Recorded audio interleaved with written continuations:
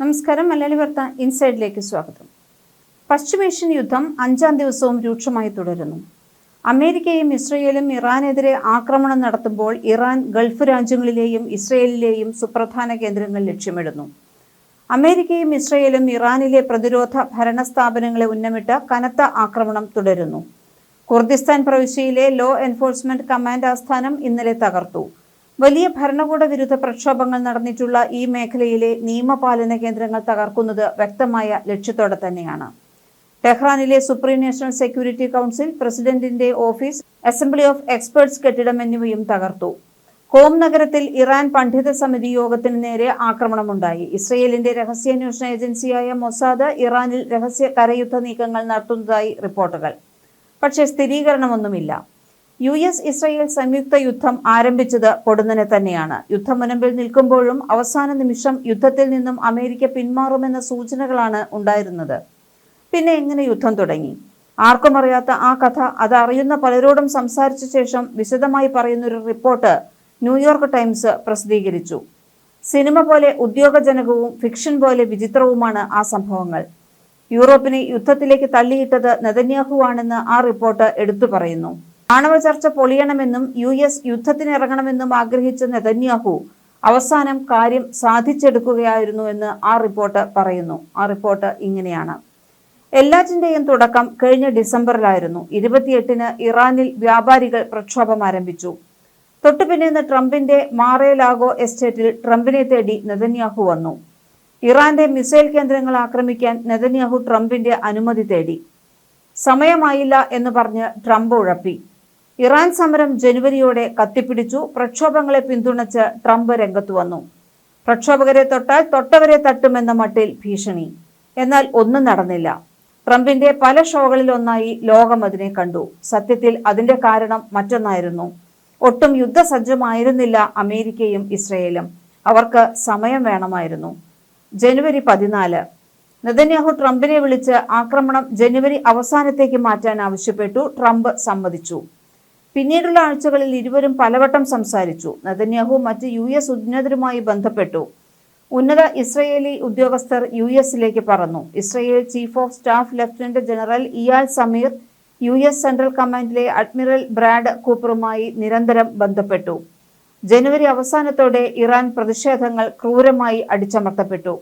Trump ഭീഷണി തുടർന്നു. CIA ground വർക്കിൽ മുഴുകി.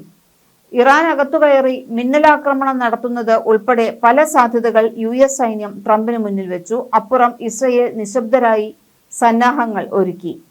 ഇതിനിടെ നയതന്ത്ര ശ്രമങ്ങളും നടന്നു. ഒമാൻ മധ്യസ്ഥരായി. ഫെബ്രുവരി 6-ന് ആദ്യ ചർച്ച. അത് പരാജയം. ആണവ ഇന്ധനം ഉൽപ്പാദിപ്പിക്കാനുള്ള ശേഷി ഇറാൻ പൂർണ്ണമായും ഒഴിവാക്കണം. അതായിരുന്നു US ഡിമാൻഡ്. അത് തങ്ങളുടെ അവകാശമാണെന്ന് ഇറാൻ വാദിച്ചു. അതായിരുന്നു ചർച്ചയുടെ പരാജയ കാരണം. എങ്കിലും വാഷിംഗ്ടൺ സമാധാന ചർച്ചകളെക്കുറിച്ച് വാചാലരായി. അതുകഴിഞ്ഞ് 4-ാം നാൾ ട്രംപിനെ കാണാൻ ഒരാൾ ഓവൽ ഓഫീസിലെത്തുന്നു: നെതന്യാഹു. ചർച്ച വിജയിച്ചാൽ പണിപാളും. അതിനാൽ ട്രംപിനെ യുദ്ധത്തിലേക്ക് ഇറക്കാനായിരുന്നു ആ വരവ്. 3 മണിക്കൂർ ചർച്ച. അതുകഴിഞ്ഞ് 5-ാം ദിവസം ട്രംപ് മലക്കം മറിഞ്ഞു. ചർച്ച വിജയിക്കില്ല. എല്ലാവരും ഡയലോഗ് അടി മാത്രം. ട്രംപ് പരസ്യമായി പറഞ്ഞു. 17-ന് നടന്ന സമാധാന ചർച്ചയും പൊളിഞ്ഞു. പിറ്റേന്ന് സിറ്റുവേഷൻ റൂമിൽ ട്രംപും US ഉന്നതരും യുദ്ധസാധ്യത ചർച്ച ചെയ്യാൻ യോഗം ചേരുന്നു. ആദ്യം ഒരു ചെറിയ ആക്രമണം, വഴങ്ങിയില്ലെങ്കിൽ വലിയ ആക്രമണം. അതായിരുന്നു ട്രംപിന്റെ ഐഡിയ. എന്നാൽ ചെറിയ ആക്രമണം എന്ന ആശയത്തെ വൈസ് പ്രസിഡന്റ് JD വാൻസ് നിരാകരിച്ചു.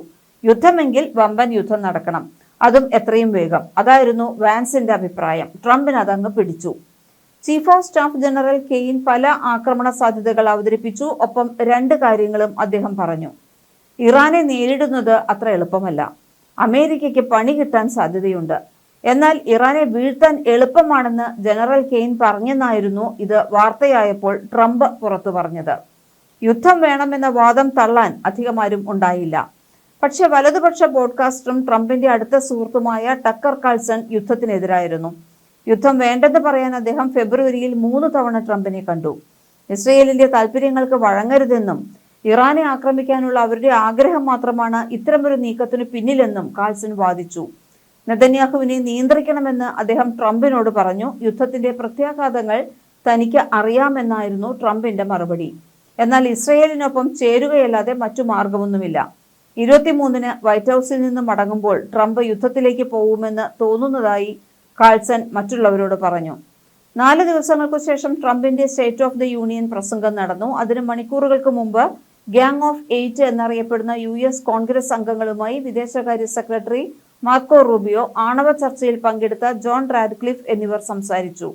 യുദ്ധം എന്ന ഓപ്ഷൻ അവർ മുന്നോട്ട് വെച്ചു. ഡെമോക്രാറ്റുകളിൽ ചിലർ യോജിച്ചില്ല. അമേരിക്കൻ വിദേശ നയം തീരുമാനിക്കാൻ ട്രംപ് നെതന്യാഹുവിനെ അനുവദിക്കുകയാണെന്ന് അവർ വിമർശിച്ചു. അത് കഴിഞ്ഞ് 2 ദിവസം ഫെബ്രുവരി 26-ന് ജനീവയിൽ വീണ്ടും ആണവ ചർച്ച. US പഴയ നിലപാടിൽ ഉറച്ചുനിന്നു. ഇറാൻ വഴങ്ങിയില്ല. ചർച്ച തീർന്നു. ആണവ കരാറിലെത്താൻ കഴിയില്ലെന്ന് പ്രതിനിധികൾ ട്രംപിനെ അറിയിച്ചു.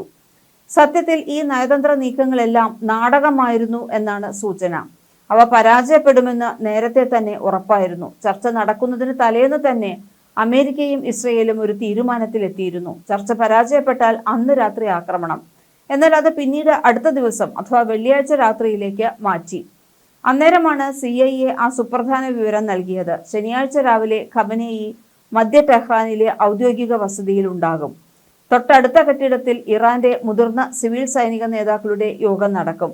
CIA ഈ വിവരം ഇസ്രയേലിന് കൈമാറി. അതോടെ ആക്രമണ തീയതിയും സമയവും മാറി. ശനിയാഴ്ച രാവിലെ ആക്രമണം. വെള്ളിയാഴ്ച ടെക്സസിലേക്ക് പോകാൻ എയർഫോഴ്സ് 1-ൽ കയറുന്നതിന് തൊട്ടു മുമ്പ് ട്രംപ് നെതന്യാഹുവുമായി സംസാരിച്ചു. തങ്ങൾ സജ്ജമാണെന്ന് നെതന്യാഹു അറിയിച്ചു.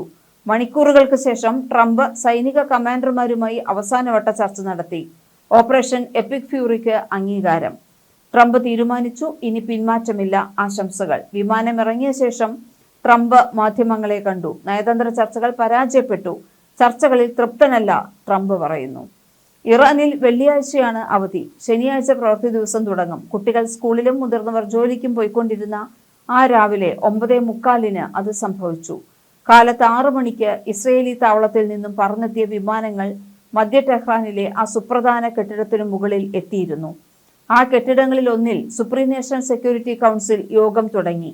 ഖമനേയി അടുത്ത കെട്ടിടത്തിലായിരുന്നു. യോഗം കഴിഞ്ഞാലുടൻ വിവരങ്ങൾ നൽകാൻ അദ്ദേഹം ആവശ്യപ്പെട്ടിരുന്നു.